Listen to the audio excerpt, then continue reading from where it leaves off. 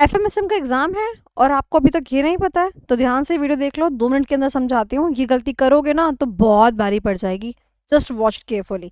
सो बेटा जी, आईसीए के अकॉर्डिंग जो है नई हमारी बुकलेट्स आई हैं जिसमें कि आपको अपने आंसर्स लिखने होते हैं। तो सबसे पहली बात तो ये है कि आईसीए खुद ही आपको दे रहा है कि सेक्शन ए कहाँ पर करना है। तो सेक्शन ए में आपको सेक्शन ए यानी कि एफएम ही करना है।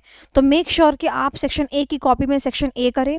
और जब बात आती है एसएम की, तो सेक्शन बी जो है ऑलरेडी अगेन लिखा हुआ है यहाँ पर कि भाई सेक्शन बी इस कॉपी में करना है। तो सेक्शन ए एफएम का काम एफएम में करे, सेक्शन बी एसएम का काम एसएम की कॉपी के अंदर ही करे। बट ध्यान से मेरी बात सुनना, अगर जब आप सेक्शन नंबर ए की बात करते हो तो उसी कॉपी के नीचे जो है एमसीक्यू में दोनों के दोनों एमसीक्यूज, एफएम के एमसीक्यूज और एसएम के एमसीक्यूज, दोनों के दोनों एमसीक्यूज आपको एक ही बुकलेट के फ्रंट पेज पे करने हैं, जो कि फाइनेंशियल मैनेजमेंट का बुकलेट होने वाला है।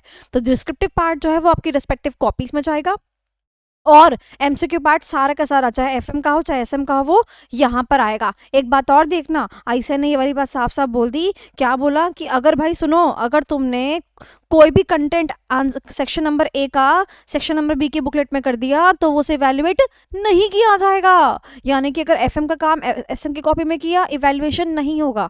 सिमिलरली एसएम का काम एफएम की कॉपी में किया, इवैल्यूएशन नहीं होगा। और जाते जाते ये भी सुन लो, जितना भी सारा ये वाला पार्ट होता है ना, रोल नंबर वगैरह, ठीक है, यहाँ पर ये सब लिखना, हाँ, जो जो भी आपके पेपर कोड वगैरह होते हैं, ये सारा का सारा काम जो है बेटा जी आपको क्या करना है, ये सारा का सारा काम आपको पेन से फिल करना है, ब्लैक पेन से फिल करना है।